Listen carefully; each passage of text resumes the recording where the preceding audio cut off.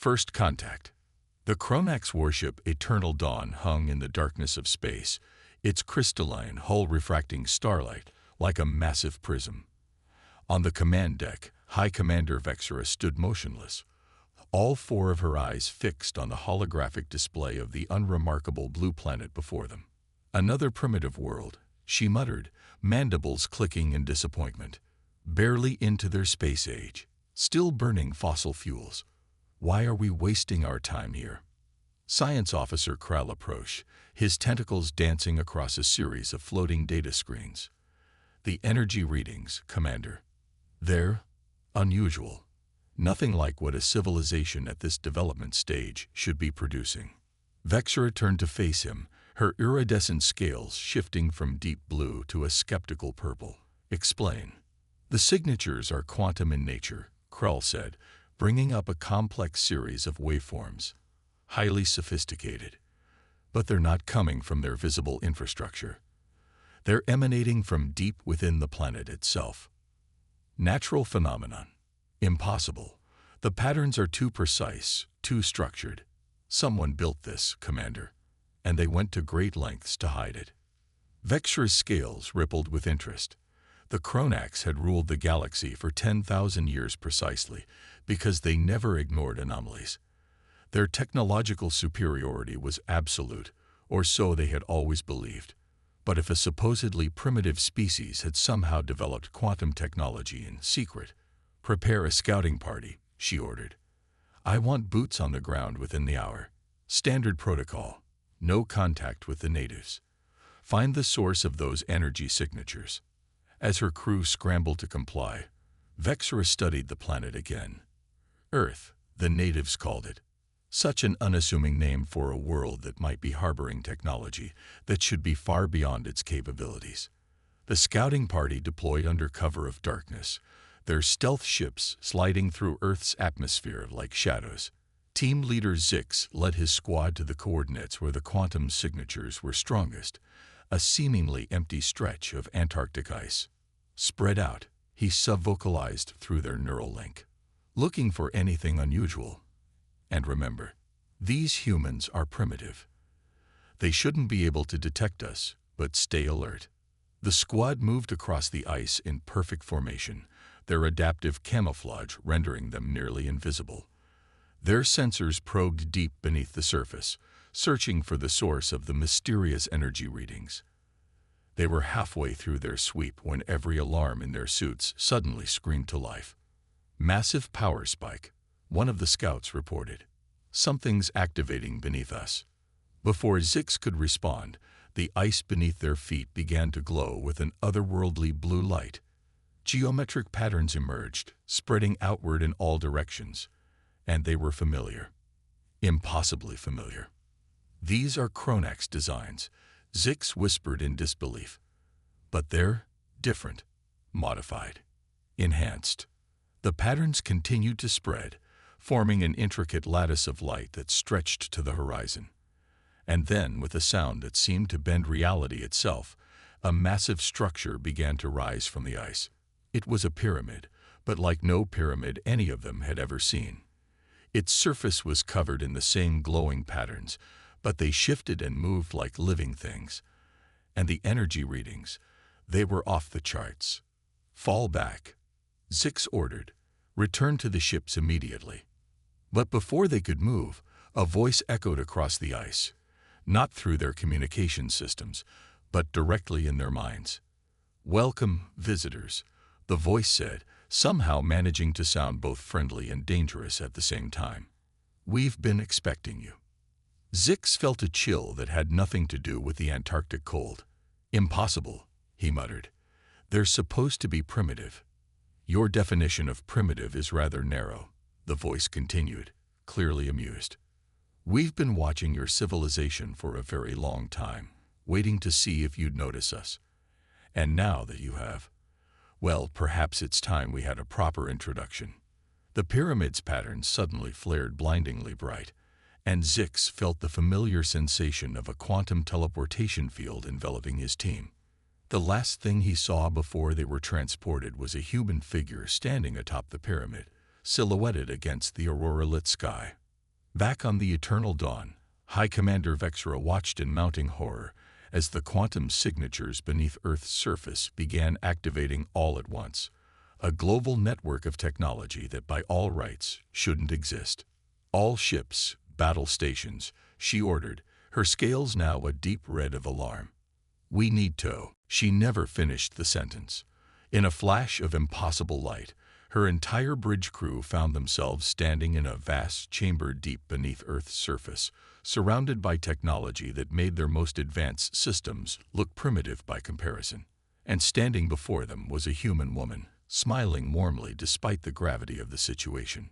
"I am Dr. Sarah Chen, Director of Earth's Quantum Defense Initiative," she said, "and I believe it's time we had a long overdue conversation about humanity's place in the galaxy." Vexra, for the first time in her long life, found herself completely speechless. They had come seeking primitive beings to study, only to find themselves completely at the mercy of a species that had somehow surpassed them without their knowledge. The galaxy's balance of power had just shifted dramatically, and nothing would ever be the same again. The observatory. Dr. Sarah Chen stood before the assembled Kronax delegation in the vast underground chamber, her calm demeanor a stark contrast to their obvious unease. The chamber itself seemed to pulse with energy, its walls lined with crystalline structures that somehow felt both familiar and alien to the Kronax visitors. "You're wondering how we did it," she said, breaking the tense silence. "How we developed quantum technology without anyone noticing. The answer is simple. We never tried to reach for the stars. Instead, we reached inward." High Commander Vexra's scales shifted through various shades of confusion. Inward. While other species built vast fleets and conquered the cosmos, humanity took a different approach, Sarah explained, gesturing to their surroundings. "We built the observatory, a quantum computing network that extends through Earth's mantle, using the planet's own magnetic field as both power source and computational medium." She led them to a central platform where a holographic display materialized, showing Earth's internal structure overlaid with a complex web of interconnected nodes. The Kronax scientists in the group let out involuntary gasps of appreciation. "Impossible," Science Officer Krull muttered, his tentacles twitching with excitement. "The computational power required to maintain such a network is beyond anything you've achieved," Sarah finished for him. "Because you never thought to try. You were too busy looking up at the stars to realize the potential beneath your feet." The display zoomed in on the Antarctic facility, revealing its true nature, not just a pyramid, but the tip of a vast structure that extended deep into the Earth's crust, pulsing with quantum energy. "This is just one node in our planetary network," Sarah continued. "We have similar installations at strategic points around the globe, all working in concert to maintain what we call the quantum shield." Vexra's scales had settled into a deep blue of concentration, a defensive system. "Among other things," Sarah replied with a slight smile. "The shield allows us to detect and analyze any ship entering our solar system, predict their intentions, and, if necessary, take appropriate action." "Like teleporting an entire bridge crew off their ship?" Vexra asked dryly. "Precisely. Though that's one of our simpler applications." Before Vexra could respond, alarms suddenly blared throughout the facility. The holographic display shifted, showing a new group of Kronax ships entering the solar system, a battle fleet.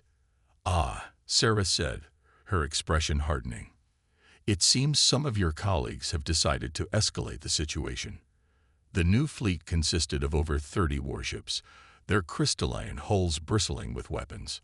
On the display, they moved into attack formation, clearly preparing for a full-scale assault. "You should know," Vexra said quickly. "I didn't call for reinforcements." "We know," Sarah replied. "Your neural patterns indicate honesty. Unfortunately, not all of your people share your scientific curiosity. Some see us only as a threat to be eliminated." She turned to face the Kronax delegation, her expression grave. "Now you have a choice to make. You can either stand with us and help prevent unnecessary bloodshed, or you can join your militant colleagues in learning exactly why we kept our capabilities hidden for so long. The chamber hummed with increasing power as Earth's defense systems began to activate. Through the holographic display, they'd watched as quantum distortions began to ripple through space around the approaching fleet. "What are you doing?" Kral asked, his scientific curiosity overtaking his fear. "Creating a localized quantum bubble around their ships," Sarah explained. "Within it, the laws of physics are somewhat negotiable." The approaching Kronax fleet suddenly found itself in trouble. Their advanced engines, weapons, and even their crystalline hulls, all based on their understanding of quantum mechanics, began to behave in impossible ways. Ships spun out of formation as their navigation systems failed to compensate for laws of physics that no longer worked as expected. "This is your warning shot," Sarah announced, knowing the fleet's commanders would hear her through the same quantum field affecting their ships. "The next demonstration will be considerably less gentle." Vexera watched in amazement as the mighty Kronax battle fleet, pride of their civilization, was effectively neutralized without a single shot being fired. The humans hadn't just matched Kronax technology, they had fundamentally surpassed it. "Perhaps," she said carefully, "we should discuss terms for peaceful cooperation." Sarah smiled, but there was steel in her eyes. "That would be wise. Though understand, these aren't peace negotiations. This is humanity announcing its presence on the galactic stage. We've hidden long enough." As if to emphasize her point, similar quantum distortions began appearing at strategic points around the planet. Dozens of facilities like the observatory, each one a node in humanity's vast planetary defense network, awakening from their long slumber. The age of humanity hiding its true capabilities was over. The galaxy would never be the same again. The awakening. The Kronax battle fleet hung motionless in space, their mighty warships trapped in humanity's quantum bubble like insects in amber. Inside the observatory, the tension was palpable as the facility's quantum core pulsed with increasing power. "Your fleet commanders are being stubborn," Sarah Chen observed, watching the holographic display. The Kronax ships were attempting to break free, their crystalline hulls vibrating at frequencies that should have allowed them to phase through any known containment field. Should have. High Commander Vexera's scales had taken on a mottled pattern of concern and embarrassment. They are proud warriors who have never known defeat. The concept of surrender is difficult for them.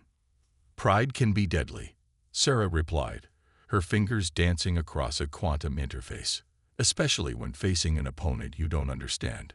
The display shifted, zooming out to show the entire planet. Dots of light began appearing across Earth's surface. Dozens, then hundreds of quantum nodes activating simultaneously. Each one pulsed in perfect synchronization with the others, creating a geometric pattern that encompassed the entire globe. "For centuries, we kept our true nature hidden," Sarah explained. "We built our network in secret, always watching, always learning. Your people weren't the first to visit Earth, Commander. Just the first to notice something was different." Krull, the science officer, moved closer to the display, his tentacles twitching with scientific curiosity. "The power requirements for such a network, it should be impossible." "Impossible by your understanding of quantum mechanics," Sarah corrected. "We took a different path. Instead of trying to bend quantum forces to our will, we learned to work with them, to dance with them." As if in response to her words, the quantum nodes across the planet began to pulse faster, their energy patterns shifting into new configurations. The trapped Kronax fleet suddenly found themselves experiencing something unprecedented. Their quantum-based technology wasn't just failing, it was being reprogrammed at the fundamental level. What are you doing to our ships?" Vexera asked, her scales now a pale shade of fear. "Teaching them a new dance," Sarah replied. "Your quantum technology is impressive, but rigid, unchanging. Ours is fluid, adaptive. We don't just manipulate quantum states, we create entirely new ones." The display showed the Kronax ships beginning to transform. Their crystalline hulls, once symbols of Cronak's technological superiority, were being restructured at the atomic level. The process wasn't destructive. It was more like watching a caterpillar transform into a butterfly. You could destroy them, Vexra realized. You could have destroyed them at any time. We could, Sarah agreed, but that's not our way. Watch. The transformation complete, the Cronak ships now hung in space bearing a subtle but significant difference. Their hulls had been transformed into a new form of crystal, one that pulsed with the same quantum energy that powered Earth's defense network. We've upgraded your ships, Sarah explained.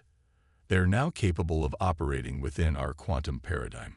Consider it a gift and a demonstration. Through the quantum link, they could sense the confusion and awe of the Cronak's fleet commanders as they discovered their ships were now more powerful than ever before.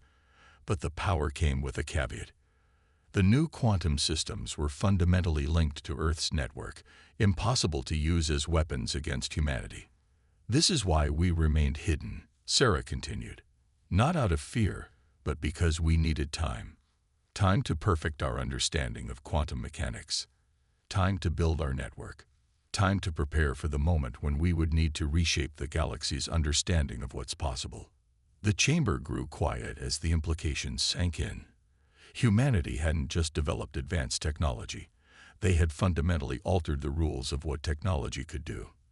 The Cronaks, proud masters of quantum engineering, found themselves facing a species that treated quantum mechanics like an art form rather than a science. Your fleet has a choice, Sarah said, her voice carrying through the quantum field to every Cronak ship. Accept our gift and learn from it, or leave our solar system with your ships restored to their original state. Either way, that galaxy needs to understand. Earth is not a primitive world to be conquered. We are the custodians of a power your people have only begun to comprehend. Vexra watched as, one by one, the fleet commanders signaled their acceptance. They had come seeking to conquer a primitive world, only to find themselves receiving the equivalent of advanced quantum engineering lessons from the supposed primitives. The awakening has begun, Sarah said softly. The question is, Commander, are your people ready for what comes next? The network. Deep within the observatory, Sarah Chen led the Cronak's delegation through a series of quantum-locked chambers, each one revealing new aspects of humanity's hidden achievements. High Commander Vexra and Science Officer Krall followed in stunned silence, their earlier confidence replaced by a growing sense of wonder. What you've seen so far, Sarah explained, is just the defensive layer of our network. The part we designed to protect Earth from external threats.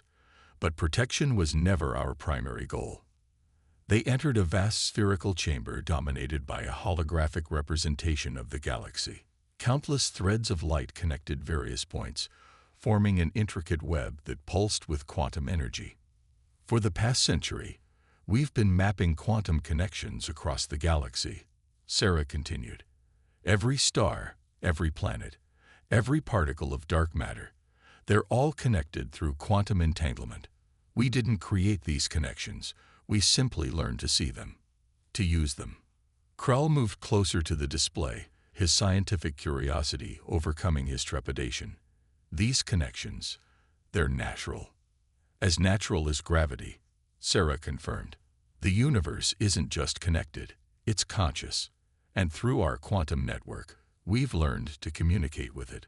The holographic display shifted, zooming in on Earth. The planet's quantum network now appeared as part of a much larger pattern, one that extended throughout the solar system and beyond. We call it the cosmic web, Sarah said. Every civilization that has achieved quantum technology has discovered a small part of it. The Cronaks mastered quantum crystalline structures. Others learned to manipulate quantum fields for propulsion or weapons. But you all made the same mistake. You tried to force quantum mechanics to obey your rules. Vexra's scales shifted to a deep blue of realization, and you learned to obey its rules instead. Exactly. We didn't try to conquer quantum mechanics. We learned to listen to it, to understand its language. And what we heard. Sarah paused, her expression somewhere between awe and concern. What we heard changed everything we thought we knew about the universe. The display zoomed out again, but this time the view was different. Beyond the visible galaxy, beyond even the quantum connections between stars, they could see something else, patterns in the very fabric of reality. The universe is trying to tell us something, Sarah explained. All these quantum connections, all these patterns, they're not random. They're a message, a warning. A warning about what? Vexra asked, her scales now a pale shade of anxiety.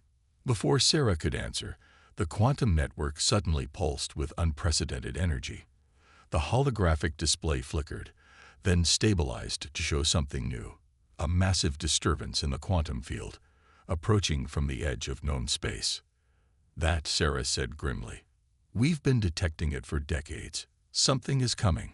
Something that exists outside our understanding of quantum mechanics, outside our understanding of reality itself. The display showed the disturbance clearly now.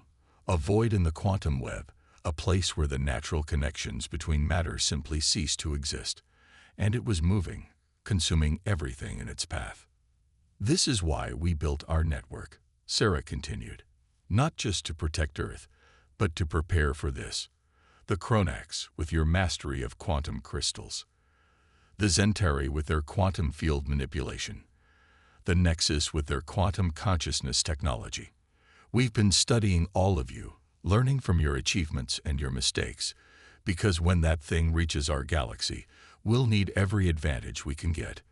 Vexra and Krell stared at the display in horror as they watched entire star systems vanish into the approaching void. Their own wars and politics suddenly seemed petty in comparison. You're not just revealing your power to us, Vexra realized. You're recruiting us. Sarah nodded. Humanity has unlocked the secrets of the quantum web, but we can't fight this alone. We need allies who can adapt, who can learn to see quantum mechanics the way we do. Your ships weren't just upgraded on a whim, Commander. They were given the ability to perceive and interact with the quantum web. The chamber hummed with energy as Earth's quantum network continued to monitor the approaching threat. The Chronax delegation watched as their understanding of the universe, and their place in it, shifted fundamentally. So, Sarah said, turning to face them directly, shall we begin your training? Time isn't exactly on our side. A new dawn. 1 month after humanity's revelation of their quantum network, the observatory had transformed into an unprecedented center of interstellar cooperation. The vast chamber that once held Earth's secrets now buzzed with activity as Chronax scientists worked alongside human researchers, their combined knowledge pushing the boundaries of quantum understanding. High Commander Vexera stood beside Sarah Chen, watching as another group of Chronax ships completed their quantum transformation. The process that had once seemed like magic to them was now becoming comprehensible, if barely. Your people learn quickly, Sarah observed, monitoring the quantum signatures of the newly transformed vessels. We had to, Vexra replied, her scales shimmering with a mix of pride and humility. The void doesn't wait for those who cling to old beliefs. The holographic display showed the approaching anomaly clearly now. The void had consumed 3 star systems in the past month alone, each disappearance sending ripples through the quantum web that Earth's network could detect with increasing clarity. The latest simulations are complete, Krall announced, approaching with a series of quantum projections floating around him. The once skeptical science officer had thrown himself into understanding humanity's quantum technology with remarkable dedication. The void's rate of expansion is increasing. We have 18 months at most before it reaches the outer edges of populated space. Sarah nodded grimly. Then we stick to the plan. Phase 1 is nearly complete, converting enough ships to form a quantum-linked defense fleet. Phase 2 begins tomorrow. The Great Awakening, Vexera said softly. The name had stuck after a young human scientist had casually mentioned it during a briefing. Yes, Sarah confirmed. We've proven we can transfer our quantum understanding to your ships and technology. Now we need to transfer it to your people themselves. The chamber's quantum core pulsed with energy as it projected a new series of calculations. The process they were about to attempt was unprecedented, using Earth's quantum network to fundamentally alter how other species perceived and interacted with quantum mechanics. "There will be resistance," Vexra warned. "Many of my people still see quantum mechanics as a tool to be controlled, not a force to be understood. And the other species, they'll adapt or they'll fall," Sarah said firmly. "The void doesn't discriminate between those who understand and those who don't. It simply consumes." As if to emphasize her point, the quantum web suddenly rippled with new information. Another star system had vanished, slightly ahead of their projected timeline. The void was accelerating. "Begin the sequence," Sarah ordered, and the observatory's quantum core thrummed to life with unprecedented power. Across Earth, every node in the planetary network activated simultaneously. The quantum web became visible even to normal human eyes, a spectacular display of interconnected energy that lit up the sky worldwide. Similar displays appeared around every transformed Kronak ship, their quantum crystal hulls resonating with Earth's signal. "Broadcasting quantum consciousness protocols," Krull reported, his tentacles dancing across multiple interfaces at once. "The network is stable, ready to initiate Great Awakening on your mark." Sarah took a deep breath, feeling the weight of the moment. What they were about to do would irreversibly change every spacefaring civilization in the galaxy. There would be no going back. "Remember when you first arrived?" she asked Vexra. "You thought we were primitive. Now you're helping us enlighten the galaxy." Vexra's scales shifted to a color that hadn't existed before her exposure to Earth's quantum network, a shade that somehow represented both amusement and profound respect. "Perhaps that is humanity's greatest power, not the technology you created, but your ability to change how others think." "Let's hope that power is enough," Sarah said, turning back to the quantum interface. "Initiate Great Awakening sequence. Full power to all nodes."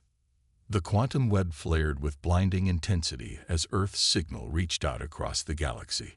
Every transformed Kronak ship acted as a relay, amplifying and spreading the consciousness-altering quantum patterns. The process that had taken humanity centuries to develop naturally was about to be gifted to every advanced species in range. Through the quantum web, they could feel the shock and confusion of countless alien minds as their perception of reality suddenly expanded. The rigid boundaries between normal space and quantum space began to blur. The universe itself seemed to sing with new possibilities. "Signal reaching maximum effective range," Krull reported. "Quantum consciousness patterns are stable and self-replicating. The Great Awakening it's working." Sarah allowed herself a small smile. "And now we wait. Some will accept the gift, others will resist. But they'll all understand what's coming. And they'll know Earth isn't just some primitive world to be conquered or ignored. We're the key to surviving what lies ahead." The void continued its inexorable approach, but now it faced a galaxy being transformed by humanity's understanding of quantum mechanics. The age of separation and competition was ending. A new age of unity and quantum consciousness was beginning. And it had all started because some advanced aliens had underestimated a supposedly primitive planet called Earth. "What happens next?" Vexra asked, watching as more and more quantum signatures appeared across the galactic display, indicating species beginning to awaken to their new reality. "Next." Sarah's expression was both determined and hopeful. "Next, we teach the galaxy to dance with quantum mechanics the way humanity learned to. And then together, we face the void." The quantum web pulsed with energy, carrying humanity's gift to the stars. The greatest threat the galaxy had ever faced was approaching, but for the first time, there was real hope. Not because of superior weapons or advanced technology, but because humanity had learned to see the universe differently, and now they were teaching others to do the same. The dawn of a new age had arrived, and it began with the hidden power of Earth.